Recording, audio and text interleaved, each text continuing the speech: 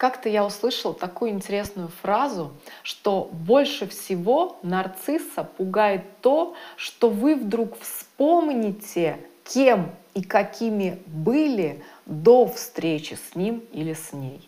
Разумеется, нарцисса много чего другого пугает. Как раз мы с вами недавно разбирали вот тот самый нарциссический страх разоблачения, страх стыда. И вообще нарцисс очень боится утратить свою власть и свое влияние. Но что касается отношений с партнерами, да, они ведь не зря ломают личность партнера, стирают индивидуальность, чтобы человек в себе опоры не видел, чтобы человек цеплялся за нарцисса, обслуживал его интересы. Для них очень страшно, что у вас вдруг появляется свое мнение. Хотя не вдруг. Вы просто снова обретаете опору, вы просто снова контактируете с собой и сами принимаете решения.